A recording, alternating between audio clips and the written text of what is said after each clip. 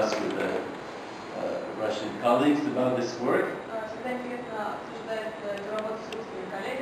So I just want to give you a very brief some theoretical elements about philosophy of children.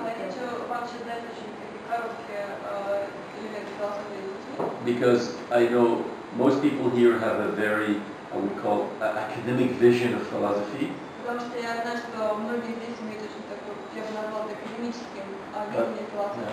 But we are, Larissa and myself and others, trying to change the idea of philosophy.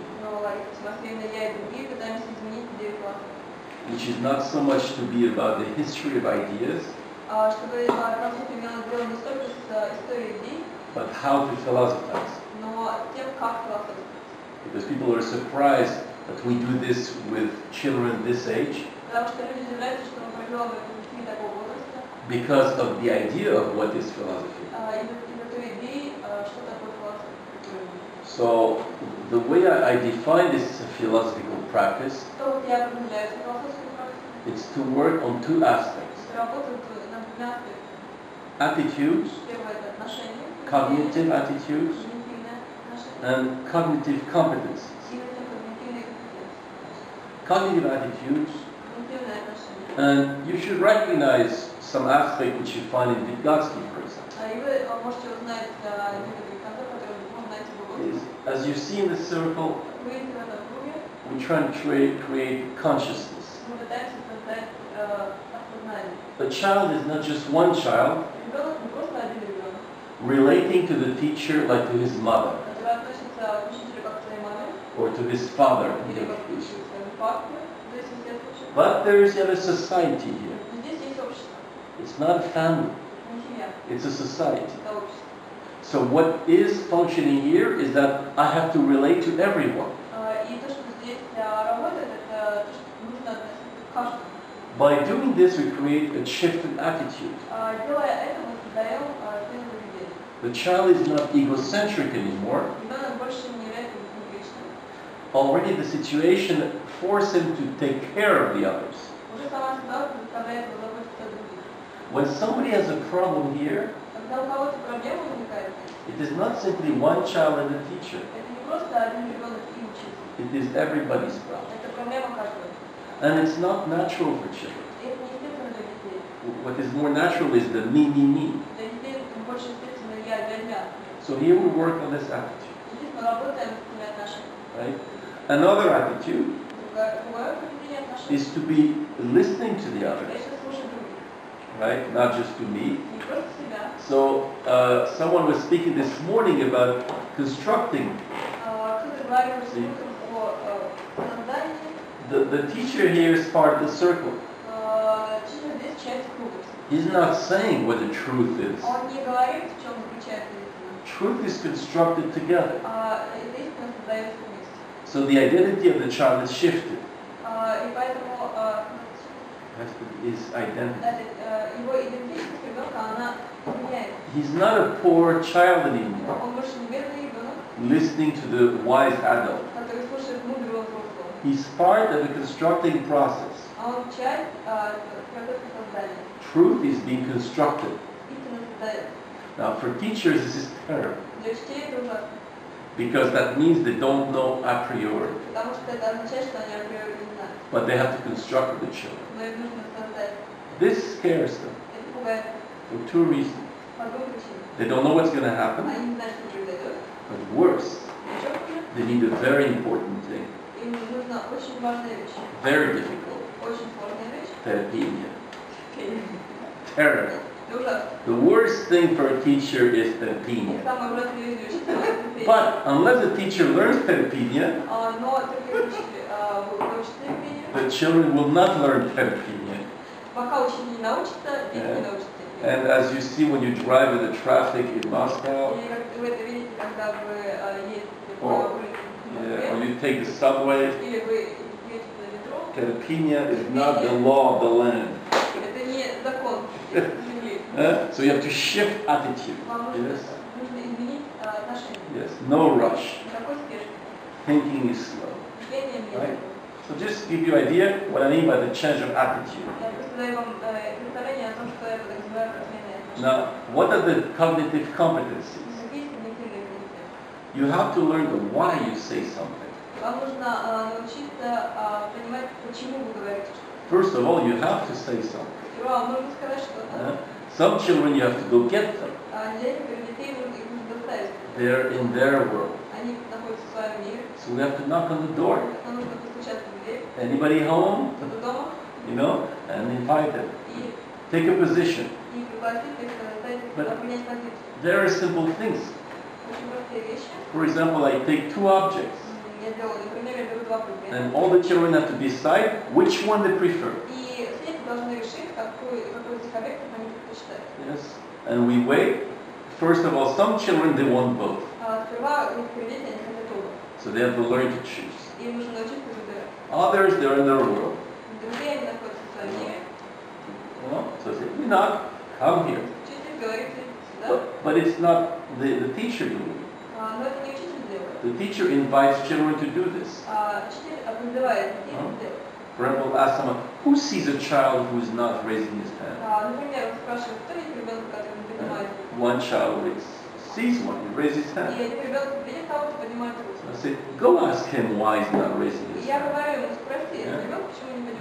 So they all have to participate. But then, once they choose, they have to give argumentation. Почему? I know the only words I know in Russia are the ones important for the philosophy practice. Терпение, почему, что. And then, once you have your idea, you have to be able to listen to somebody else's idea. And have both ideas in your head. That's called to problematize. And the third point is to find names. To conceptualize. Right? We have objects, we need to name them. For example, a box like that, children might give it different names. You know, someone called it a box, another a black object, another plastic thing. So we have to discuss. Why this thing? Why not other names? Yeah? It's called to conceptualize. Now, to deepen, to problematize, to conceptualize, are the three competencies of philosophy. That's what we learn when we write a doctoral thesis. Except we write 500 pages instead of 3 sentences. But it's the same thing. Yeah? These are initial mental gestures. So these are, for me, the principles of philosophical practice. The rest, like in all pedagogy, is how to organize that. The setting of the scene. And that's what we train teachers to do. How to do this. But I'll finish with one problem I have in Russia. Because maybe you can help me understand. You don't see it here. I will show you after. But we use the hands a lot. Yes. We ask children, who agrees, raise your hand. Who does not agree, raise your hand. Who wants to speak, raise your hand. No. For me, the hand is fundamental. Because it's not the fastest child that should speak. Because when you use the hands, you see some children don't raise hands. Then normally they don't speak.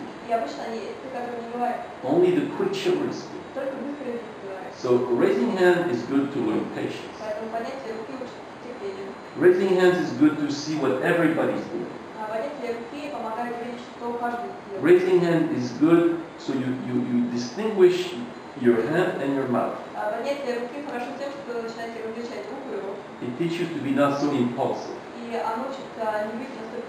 But I have a lot of resistance in Russia, but using the hand. Yes. Well, a colleague told me because it reminds of the old communist time. I don't know. But anyway, I find that the teachers resist because they want to get excitement. Everybody in children should get excited. But I want children to calm down and think. And when some get excited, others don't get excited. They don't like that. The quiet children. But anyway, I have this problem with raising hands. So I throw it out to you. Maybe you have some ideas about this. But why the resistance about it? So, no, not only in Russia, but in former communist countries, yes. In Albania, no. Raising hand in America is normal. When you see any meeting in America, it's part of the culture. People raise hands. In France, it would be more from in America. All the countries of Protestant culture, America, Scandinavia, it's their culture, raising hands. Latin countries, less. I am me. Nobody tells you what to do. Yes. But the very strong problem with raising hands, Russia, Romania, Albania. What about Iran? Iran? I didn't see that a problem. Yes. But I worked in about 50 countries. I don't remember every detail. But they have advantages. I don't want to sound like I'm criticizing Russia. Because then you can ask me why you come to Russia so often. Oh, it's a fun place. So anyway. У него есть еще один вопрос, почему Лариса так часто меня приглашает, если она со мной не согласна.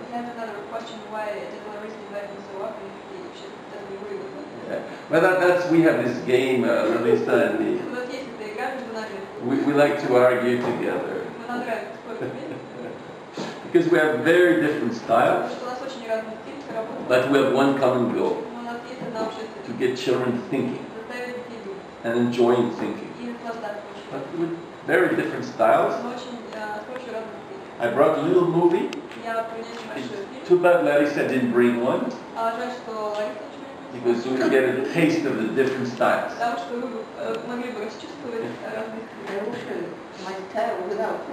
right.